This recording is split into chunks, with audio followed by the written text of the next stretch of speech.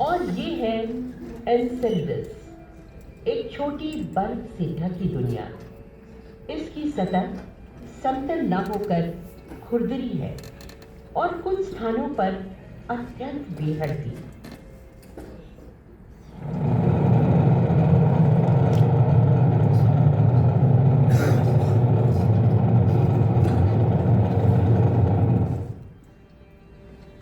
हम कई लाख किलोमीटर की दूरी तय करने के बाद इस नीले हरे ग्रह यूरेनस की ओर पहुंच रहे हैं।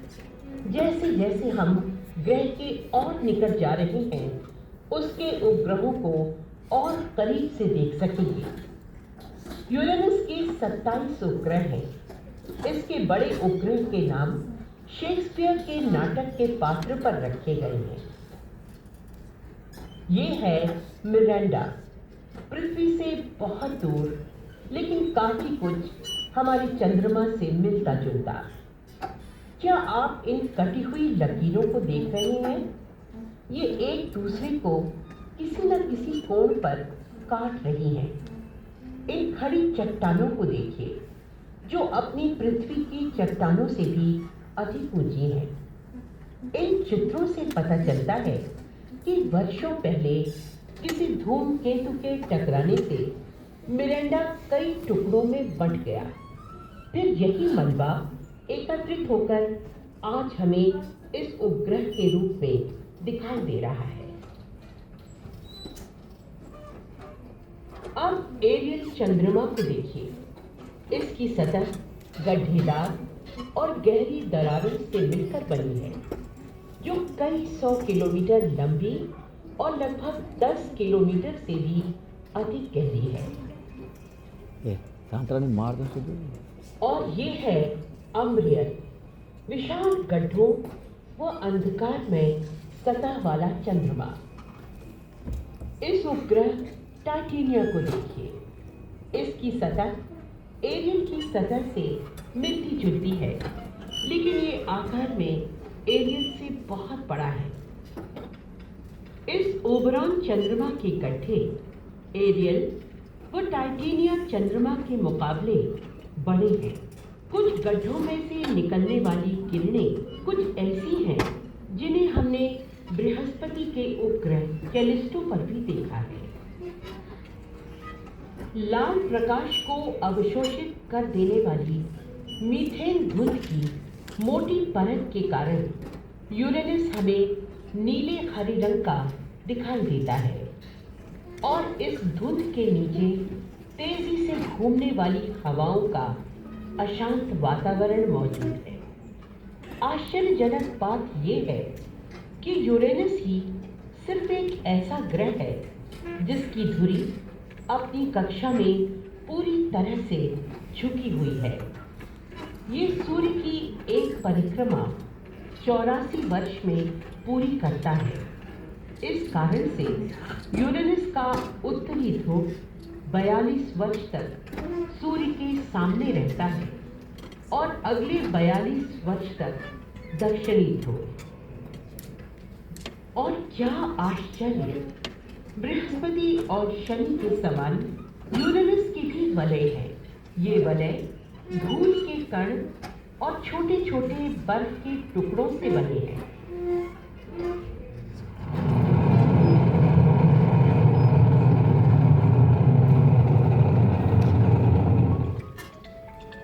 और ये है सौर परिवार का सबसे दूरस्थ ग्रह नेपच्यून। इसका चंद्रमा ट्राइटन हमारे चंद्रमा से भी बड़ा है।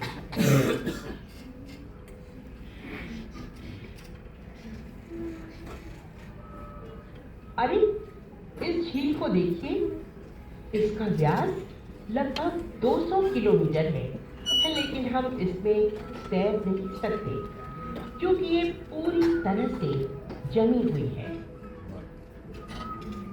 और ध्यान दीजिए, इन विशाल पहाड़ व चट्टानों पर आईओ चंद्रमा के समान ट्राइटन भी भौगोलिक रूप से सक्रिय है।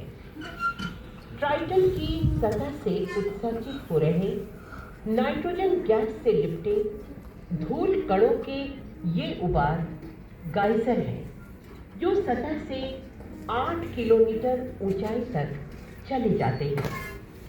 ये सौर परिवार के कुछ ही पिंडों में से एक है जिस पर सक्रिय विस्फोट के चिन्ह मिलते हैं।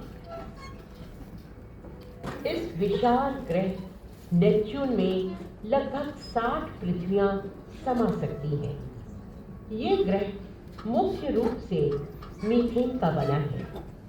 साथ ही इसमें हाइड्रोजन, कार्बन तथा नाइट्रोजन के दूसरे यौगिक भी मौजूद हैं। नेपच्यून के इस काले धब्बे को देखिए। ये ग्रह के वायुमंडल में चलने वाला तूफान जो बृहस्पति के विशाल लाल धब्बे के समान है।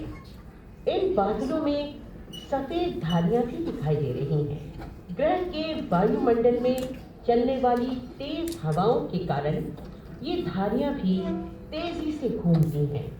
अरे इस ग्रह में भी वलय हैं। ये धुंधले वलय सूक्ष्म कणों से बने हैं जो ग्रह के चारों ओर परिक्रमा करते हैं। अब तक इस ग्रह के 14 उपग्रहों की खोज की जा चुकी है।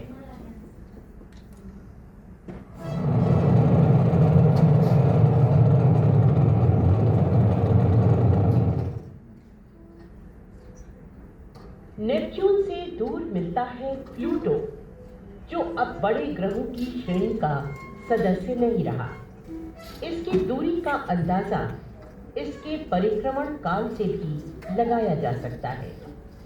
सूर्य की एक परिक्रमा पूरी करने में इसे 248 वर्ष लगते हैं। 10 साल की लंबी यात्रा के बाद न्यू होराइजन खोजी यान 14 जुलाई 2015 को प्लूटो पर पहुंचा। इसके अन्वेषण से बहुत सी आश्चर्यजनक जानकारियां प्राप्त हुई है। इस बौने ग्रह पर भी विशाल पर्वत हैं जो पानी की बर्फ से बने हैं। ये अत्यंत ठंडा है। बौने ग्रहों की श्रेणी में प्लूटो के साथ और दूसरे पिंड ईरिस, हाउमिया, मेकमे, सेडना और क्वेवार को भी शामिल किया गया है। इन छोटे पिंडों को किस प्रकार वर्गीकृत किया जाए इसके लिए अभी और अधिक अन्वेषणों की आवश्यकता है। साथ ही इन विषयों पर वैज्ञानिकों की बहस अभी जारी है।